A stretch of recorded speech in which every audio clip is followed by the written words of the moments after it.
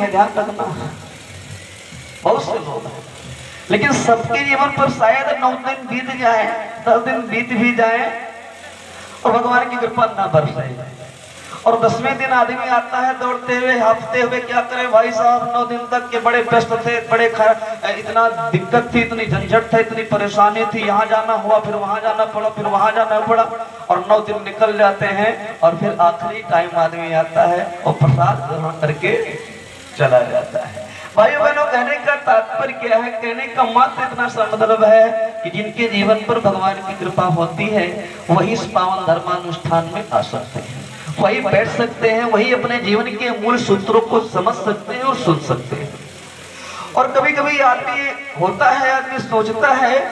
कि साहब ये जो कथाएं हैं हमने कई बार सुनी है, भागवत हमने कई बार सुनी है, रामचरितमानस का पाठ हमने कई बार किया है, हमने नाना प्रकार के पुराणों का बहुत अध्ययन किया है, हमकी क्या आवश्यकता है बार बार कथा सुनने की? बार बार कथा सुनने की आवश्यकता क्या है? हमको तो इस विषय की बहुत बड़ी जानकारी है। तो मेरी माताओं बहनों भैया लोगों, जानकारी चाहे जितनी हो, आपको प्रभु राम से ज्यादा जानकारी नहीं हो सकती है क्या? लेकिन जब वशिष्ठ जी महाराज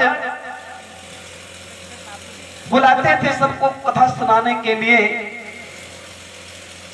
तो प्रभु राम जी आते थे और स्वयं आते थे और भाइयों को बुलाते थे। वो स्वामी तुलसीदास जी महाराज कहते हैं कि वेद पुराण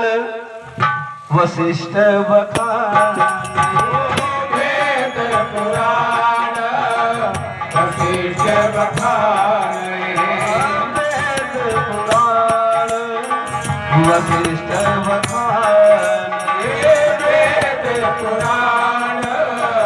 वशिष्ठ बखाने, सुनहि राम जपति सब गाए, सुनहि राम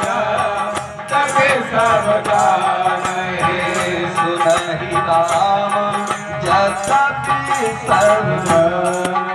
वेद पुराण वशिष्ठ बखाने, गुरु वशिष्ठ जी जब कथा सुनाया करते थे तो प्रभु राम सब कुछ जानते हुए भी आते थे, स्वयं आते थे और भाइयों को लेकर के आते थे, बैठते थे और सुनहि राम जद्यपि सब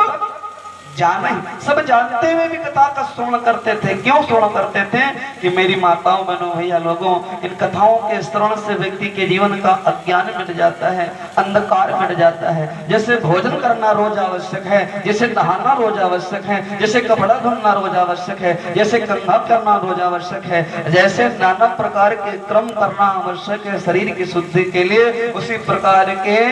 आत्मा की शुद्धि के लिए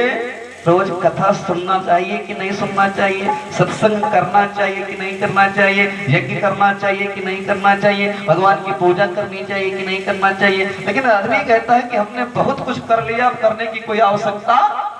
अब कोई आवश्यकता नहीं है। तो मेरी माताओं बहनों भैया लोगों, शरीर तो हमने साफ कर लिया, लेकिन आत्मा पर जो हमारे मैल जमा हुआ है, आत्मा पर जो हमारी कालिख लग जाती है समय समय पर, तो वो मात्र धुलती है अगर तो सत्संग से, वो अगर धुलती है तो कथाओं से, और अगर हमने ये